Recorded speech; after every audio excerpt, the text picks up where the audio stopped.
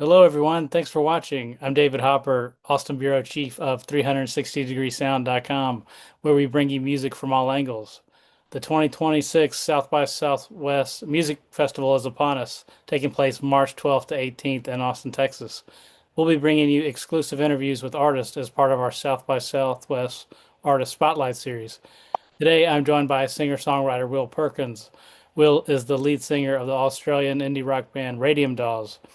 Radium Dolls will be playing multiple South by Southwest showcases in just a few short weeks. Will, thanks for joining 360. It's my pleasure. Thank you for having me on. Of course. Yeah, for our viewers and readers who aren't familiar with Radium Dolls, I wonder if you could give us a little background of the band. I understand you started in 2019 and have two albums now and just finished a Australian tour. If you want to kind of give us a little brief introduction of how the band came to be. Yeah, for sure. Yeah, so about 2019, my brother Tom is the guitarist. So we played together for a long time when we were younger, and we sort of always wanted to be get a project together. And I was living in Brisbane. I had moved up there, and yeah, I just ended up meeting through various other bands that we were in at the time. I met Bryson Ewan, the rhythm section, and yeah, and then we got started that way. We just all got in a room and really enjoyed it, and we've just been it's pretty flat out on it ever since. And well, I just call us a rock and roll band. I think at the end of the day, we're try not to get pigeonholed into any sorts because we just we write whatever comes up and yeah, I don't know. It's I don't really know what else to say. We're really just really great rock and roll band. I reckon we're out of Yeah. Brisbane, and yeah, we just finished our Australian tour, which all sold out, which was amazing. And yeah, it's been flat out, and we're so excited to get over to the States. It's our first overseas tour. Yeah, that's exciting. Well, I like that rock and roll band. That's what Lemmy of Motorhead would always say when they ask him what about Motorhead. You know, he didn't want to be called metal or punk or rock and roll band. So Yeah, I uh, think that's best. yeah, that's the best. Um, but I understand you've built up a pretty dedicated following in Australia. Sounds like the band has a lot of momentum with that tour and the new album. And if you could tell us about, your reception in Australia. Well, it's been absolutely amazing. Like, yeah, we've been touring for a couple of years now. We've been trying to get to as much of Australia as we can, but yeah, we've just been building with every release. I think we work hard. We play a lot of shows. We are fairly prolific. We try to be, and yeah, people seem to be hearing us. And this the second album really just seemed to give us a massive boost. People seem to like it, and we got we like I say we sold out our whole tour. We went to places we've never been before, like Perth and Tasmania, and just everything sold out. Like, and they weren't particularly small rooms either, so it was just amazing. We just so happy that people are connecting with the music, I guess, and coming out to shows and buying shirts and yeah, the support over here has been incredible, and especially in Brisbane. We did our biggest ever headline show there just recently at the Triffid, and um, yeah, it was just it's been pretty unbelievable to be honest with you. Well, that's great. What was the attendance like at that Brisbane show? It was about I think all things considered, it was like a 900 sort of Oh, a deal. yeah. I'm not sure. It's my favorite venue in Brisbane. I think it's a old air hanger thing, and it's just the Mhm. coolest. And I've just seen over the years, I've seen so many of my favorite bands play there, and yeah, Mhm. so to sell it out was really special, and especially in the hometown. Yeah, absolutely. That's great. Um, yeah, speaking of your music connecting with people, I was looking at the Spotify stats a little bit, and the song Tractor Parts has over 1 million streams, which is impressive. that's an interesting song. It's kind of half Mm. sung, half spoken, and the last minute's like, walls of distortion, and so I wonder if you talk a little bit about how that song came together, and maybe Yeah, why you think it's been yeah. so successful. Yeah. Yeah, it's funny that I never would have never ever pictured that song being it's got all of our it got it's the leader by far, but I think it's very unique in a Yeah. sense. Like I haven't really ever heard any songs like it before, and it's not as though we set out to do that. I mean, we want to be unique, I guess, but like that song, I was just writing a poem, um, and I had just a little chord progression written for it, and I just started to speak it over that, and I just really enjoyed how it sat, like spatially in the and but I felt a bit silly about it.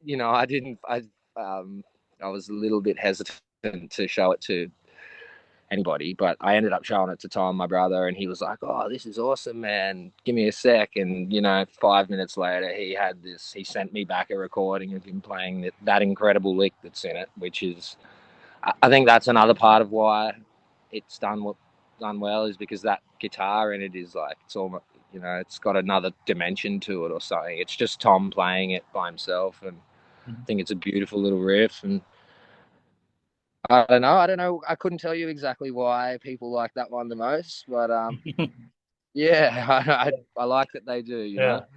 Well, some of the biggest hits of throughout history have been a lot of them have been unpredictable, so you never really know what's gonna connect. I think if people knew what they'd write hits all the time if they knew, Exactly. the formula. And then it's like you could go out and try to write more songs like Tractor Parts, but Yeah. that just wrote itself. That song truly, like it. I had a poem and a little guitar lick, and then Tom. It just kept building and building, and then the big ending was just Bryce, our drummer, being like, "So hear me out. What? Yeah. Just do a huge fucking ending." And we, all right, let's give it a try. Yeah. And yeah. Do your songs some often come together like that, where you might have the lyrics down and then your brother has the guitar and other band members contribute their parts, or is it just kind of different ways with each song? Largely it's different ways. I mean, everybody you consider a song part of the songwriting process. It's some of them come together like that, where I'll have some words and a guitar, a chord progression or whatever. But other songs, like a lot of the songs on the record, like Daddy, for instance, just um, came to be because sometimes the boys just start jamming in a practice if I'm setting something up, or and they just started playing that. They just landed on that in a jam, and and I was like, keep that going, and I got a recording of it. So yeah, there's all different ways. Sometimes it's, yeah, and um, Golden Boy off the new record, like that one, just we just had a jam all together. We just went on a riding trip, and I just started saying exactly what came out of me, with no thought whatsoever, and so yeah, Hmm. so many different ways, and I think that Yeah. maybe, uh, yeah, maybe that's helping us Yeah. to write. Yeah. I mean, there is definitely a variety. Oh, like on the new record, it's not like they're all fast rock songs like you have, like you said, Tractor Parts is really not like unlike any of your songs. And so is it important to you to have variety and tempo and So song? important, Yeah. absolutely. Like I do not want to make albums that just sound like the same song from start to finish. Not Yeah. to but that are all fast paced. That's not us. Like I Yeah. I like, I think we all like to try and run the gamut. It's like we want our music to be like a reflection of who we are, and we don't always feel super fast, and Mhm. sometimes we slow down and we feel sad about something, or so yeah, I think for sure it's important to all of us that we don't. we try to write different stuff. We try to make the album a bit of a journey, like Hmm. Yeah. and I could have said like All That Falls, the track Ender, like you and our bass player just started playing that. They're like bass chords, and he just this little bass riff, and then the whole song built off that because we were just like we have to do something with that, and it ended up being this like beautiful round out to the album. Hmm. And I just love that stuff. Yeah, yeah. I mean, it's very catchy and accessible album as well, is so I guess melody is melodic rock is important to you too, I imagine, huh? Or Absolutely, yeah, yeah, yeah, yeah. yeah, Is that your dog? yeah. That's my dog. Yeah, Yeah. sorry. No problem.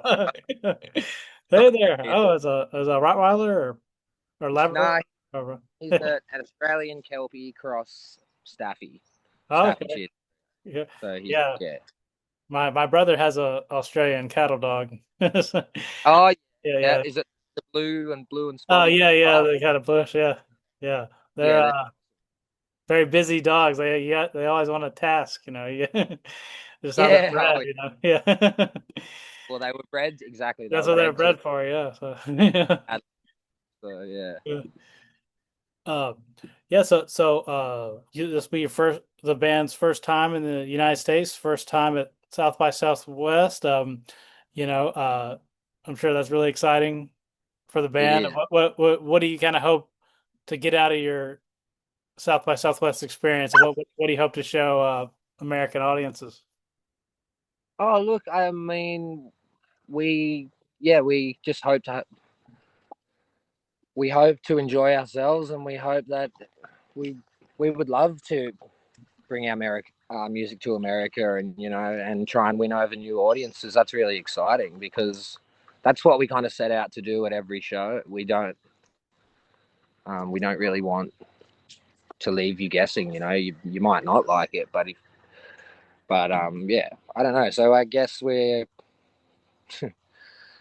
just want to come and rock. Hmm. We want to show America that we're a band worth getting behind, and we seem to have a pretty solid listener base there already. So I think that our particular blend of Australian rock, it seems that the Americans, you guys are getting around it, and so we just want to come and bring a really good version of ourselves and get some new fans, meet some old ones, and who knows what could come out of it? Maybe meet someone who wants to give us heaps of money and I can stop painting houses. Yeah, right. Yeah, in terms of like, yeah, that aspect, goals for the band is I mean, I understand y'all are independent. Is it like I mean, a record deal? If it, obviously if it's a deal that makes sense, or I don't know, distribution. Like what type of things are y'all looking for in the kind of more business aspect of it? Yeah, oh yeah, I see. Like, yeah, I mean, we're open to all offers.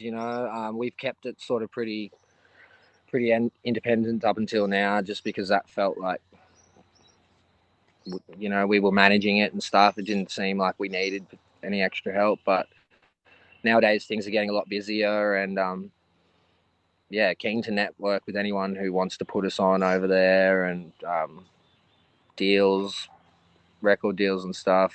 We're always keen to talk about that stuff, Yeah.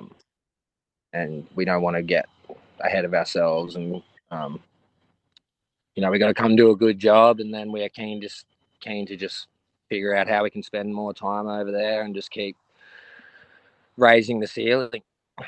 Yeah. And I saw you have a number. I mean, sounds like at least four gigs during South by. I know a lot of times bands end up adding more gigs and playing, six or seven gigs. But after that, you've got a U.S. tour. So you're playing New York, the L.A., the West Coast. So a lot of opportunities there. That's exciting. Yeah, yeah, we're so keen. We got New York first, and that show's been selling really well. We're so excited. I've never been to the Big Apple, so and then yeah, spending a little bit of time in Texas, which I've heard nothing but good things about Texas. So I'm so excited to see it. And yeah, we're getting off to Cali, a couple of shows, Cali, and going to Portland, Seattle. We're going down to Salt Lake City, which would be Hmm. rad. Yeah. Um, yeah, so we're gonna have to pack a lot of cold and warm stuff. Right, right. Yeah, it's a pretty vast Yeah, country, so a lot of different climates and weather. yeah. Um, Well, apparently New York's like freezing at the moment, isn't it? And lots of I, snow. yeah, I've heard that. Hopefully you'll have nice weather in Austin. Usually it's pretty nice in March, and it's been nice lately. It, of course, gets really hot in the summer, and it can get really cold in the winter. But usually spring's a good time to visit. So fingers Yeah, crossed. Yeah, the, yeah. the weather's Looking nice. forward. But yeah, um, Yeah. well, great. Yeah, thanks so much for speaking with 360 Will. Again, everyone, it's the band is Radium Dolls. You can check them out at South by Southwest, and they are on all streaming platforms. Um, Will, I guess in closing, just what it sounds like people can expect a high energy show. What can people expect, and why should they come to see Radium Dolls at South by? Oh, you'd be mad not to come. Yeah. I don't want to joke, but we are. Yeah, we're good live. We're a good band. We got good songs. We're pretty loose with it. Yeah, I don't know. Where you just have to come and see for Yeah. yourself, really. Yeah. And like you were saying before, there's bands that do lots of shows. I think we're doing like 6 or 7 at least at South by. So Okay. Yeah. there'll be plenty of opportunity. There's no excuses. Come see for yourself. Yeah. we're, Well, we're good. I'm looking forward to it. I'll come see y'all and say hello. So Yeah, man, I'll that'd be see great. see you in Austin. Thank you. All right. Take Thank you. care. Bye. Peace.